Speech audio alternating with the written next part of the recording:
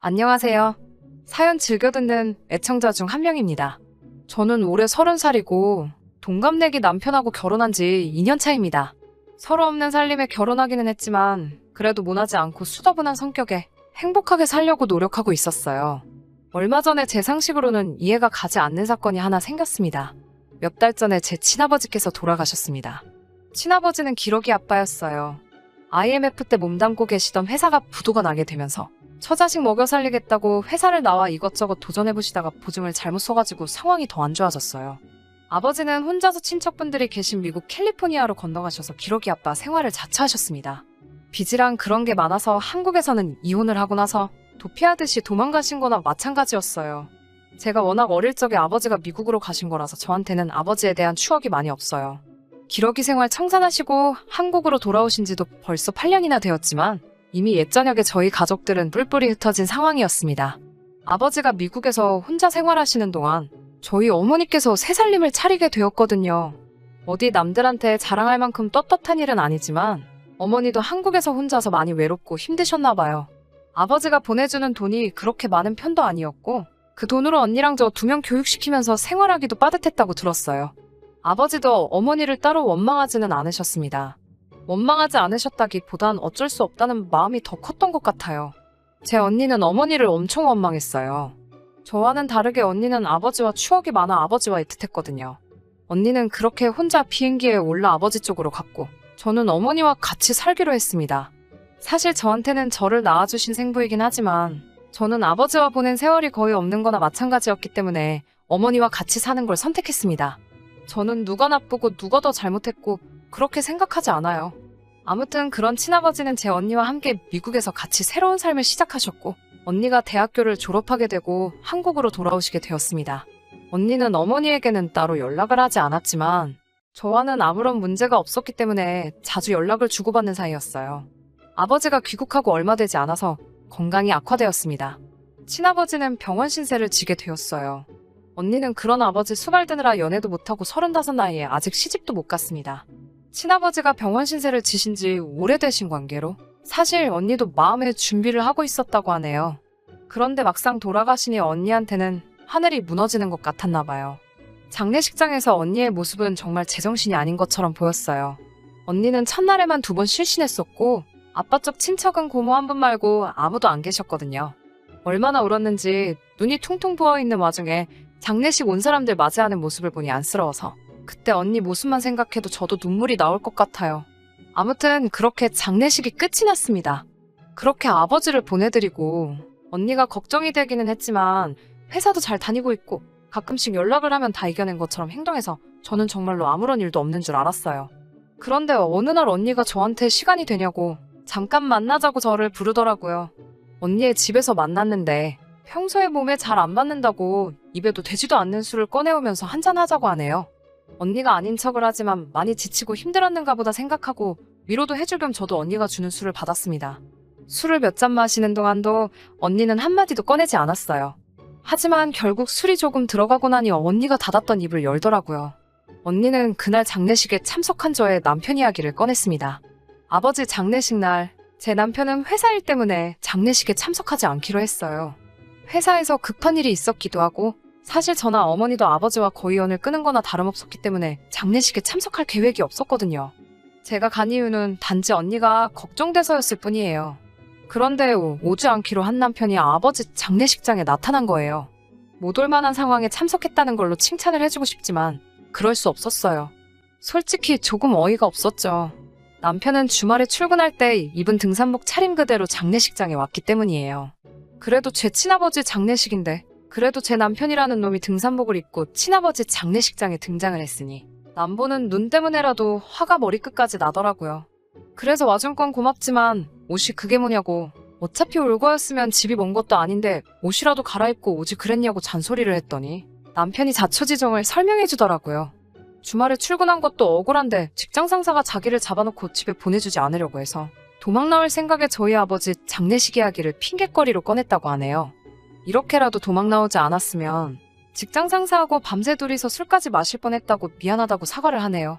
집에 일찍 가기 위해서 돌아가신 우리 아버지 팔아먹은 것도 어이가 없었는데 더 어이가 없는 건 장례식장에 그 직장 상사를 같이 데리고 왔더라고요. 직장 상사도 집에서 입는 것처럼 편하게 입고 온 건 말할 것도 없고요. 직장 상사가 남편이 도망가려고 거짓말을 한 건지 의심을 해서 어쩔 수 없이 데려왔다고 하는데 참 어이가 없었습니다. 더 화가 나는 것은 그 직장 상사가 그날 꼭 남편하고 술을 먹었어야 했는지 장례식장에서 육개장 떠다 놓고 그걸 안주 삼아 남편하고 둘이서 술을 아주 고주망태가 될 때까지 마셨다는 사실이에요. 사실 그것 때문에도 남편하고 한참 동안 냉전 상태로 있었는데 언니가 전해주는 말에 저는 남아있던 어이까지 상실하게 되었습니다. 언니가 제게 전해준 말은 정말 끔찍했습니다. 여태까지의 행동만 봐도 남편의 직장 상사가 제정신이 아닌 사람이란 걸 충분히 이해하겠는데 이혼까지 당했다는 말이 이해가 될 정도로 경우 없는 사람이었습니다. 장례식장에서 실신할 때까지 울고 있던 저희 언니한테 그 슬퍼 보이는 모습에 첫눈에 반했다고 하네요. 그래서 남편한테 처형 좀 소개시켜 달라는 부탁을 했는가 봐요. 장례식 이후로 마음도 다 추스르지 못한 언니한테 남편이 저 몰래 연락을 해서 자기 직장 상사랑 한번 만나보라는 식으로 계속해서 저희 언니한테 강요를 했다고 합니다. 결국엔 언니의 허락도 없이 직장 상사한테 언니 연락처까지 줬다고 하네요. 언니는 그래도 제 남편이라고 잘 돌려 말해서 싫다는 의사를 정확하게 밝혔는데도 남편이 자꾸 괜찮은 사람이라고 한번 만나만 보라고 하면서 귀찮게 굴다가 어느 날 모르는 전화번호로 와서 연락을 받았는데 그 직장 상사였다고 합니다. 남편이 그렇다 할 결과물을 가지고 오지 않으니 성질 급한 직장 상사가 직접 언니의 연락처를 받아서 연락을 하기 시작했나 보더라고요. 회사에서 일은 안 하고 카톡만 들여다보고 있는 건지 30분 간격으로 언니한테 뭐하냐, 밥은 먹었냐 물어보며 자기는 뭐하고 있다고 하면서 셀카 찍은 걸 보내오는데 저는 그걸 슬쩍 보기만 해도 역겨운데 그 연락에 매일매일을 시달려야 했던 우리 언니는 오죽했을까 싶더라고요. 그 와중에 언니는 제 남편 입장도 있고 하니까 최대한 그놈의 심기를 거스르지 않게 일일이 물어보는 말에 다 대답을 해줬다 하네요. 언니가 뜨문뜨문 답장을 해주니 그놈은 언니도 자기한테 관심이 있는 줄 알고 이미 자기가 언니 애인이라도 된 것처럼 데이트 신청을 해오질 않나, 오늘은 만날 수 있는 거냐고 집요하게 물어보지를 않나 했던 거죠. 이 상황을 언니 혼자서 어떻게든 해결해보려고 하다가 이대로는 도무지 끝날 것 같지가 않아서 결국 저에게 털어놓은 거예요. 아무리 저랑은 다른 호적에 올라가 있는 언니지만 그렇다고 완전한 남이 된 게 아니잖아요. 그 와중에도 제 생각, 제 남편 걱정해준다고 꾹꾹 참아가며 몇 주 동안 그 사람 같지도 않은 놈한테 시달린 걸 생각하니까 제가 다 화가 났어요. 시간이 흘러서 밤 11시가 다 되어가는데 언니의 전화벨이 울리더라고요. 언니는 또 표정이 어두워졌어요. 그놈이 전화를 걸어온 거죠. 매일 밤마다 자기는 이제 잘 거라고 언니한테 잘 자라고 한마디 하려고 전화를 해온다고 하네요. 저는 바로 언니의 전화기를 뺏어들고 전화를 받았습니다. 아주 느끼한 목소리로 우리 언니 이름을 부르면서 자기 전에 목소리가 듣고 싶어서 전화를 했다고 하네요. 저는 그 전화기에다 대고 한마디를 했어요. 언니는 당황하면서 저를 말렸지만 너무 열이 받은 상태고 술도 몇 잔 먹은 상황이라 저도 참을 수가 없었어요. 여보세요. 당신 뭔데 우리 언니한테 전화질이야? 라고 시작하니 제가 누구냐고 묻더라고요. 저는 제 남편 이름을 대면서 그 사람 와이프라는 사실까지 똑똑히 밝혔어요. 요즘 세상이 어떤 세상인데 이러고 있는 거 엄연한 성추행이라고. 자꾸 전화하면 경찰에 신고할 거니 그렇게 알라고 했죠. 그랬더니 그놈은 당황을 했는지 전화를 끊어버리더라고요.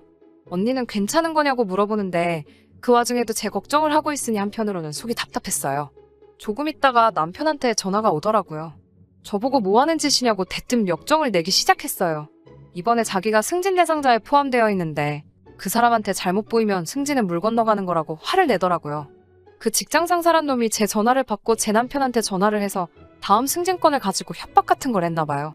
그걸 가지고 남편한테 뭐라고 하는 것도 웃기지만 거기에 쫄아서 오히려 저한테 역정을 내고 있는 남편을 보고 있자니 한숨도 나오지가 않더라고요.